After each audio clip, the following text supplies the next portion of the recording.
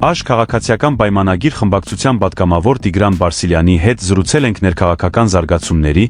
Ռոբերտ Քոչարյանի ու Սերժ Սարգսյանի ակտիվության պատճառների մասին։ Նշենք, որ մամուլում լուրեր էին շրջանառվում, որ Ռոբերտ Քոչարյանը մեկ օրով մեկնել է ՌԴ։ Հարցին, թե արդյոք այս այցը պայմանավորված է առաջիկա ընտրություններով, եւ նա գնացել է ՌԴ Հյուսիսից կրկին դաբրո ստանալու, պատգամավորն ասաց. «Իրականում կարող է այդ տարբերակն էլ լինել։ Բայց շատ խորհրդանշական է, որ երբ իրենց համար ինչ-որ բան լարվում է, իսկ մենք տեսնում ենք, որ իրենց դաշտում ինչ-որ լարվածություն կա նոր եւ այլն, իրենք անմիջապես դիմում են կենտրոնին, ինչպես միշտ եղել է։ Ինչպես միշտ դիմել են, դե վաղուց հեն չի կառավարվում ինչ-որ արտաքին մարմինների կամ արտաքին ուժերի կողմից, եւ ում քաղաքական եւ ոչ միայն քաղաքական պրոցեսների ելքը որոշում է ժողովուրդը»։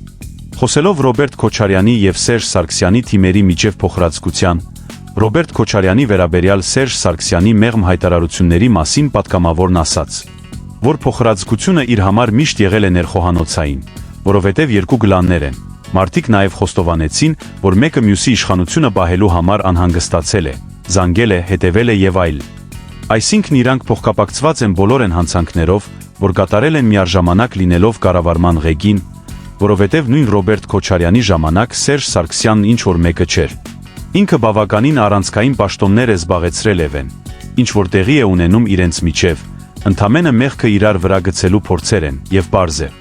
որ իրենց համար ճգնաժամային իրավիճակում իրենք մեկ է միավորվելու են, որովհետև ունեն մի ընդհանուր վտանգ, մի ընդհանուր խնդիր, որը պետք է երկուսով լուծեն, նշեց Տիգրան Բարսիլյանը։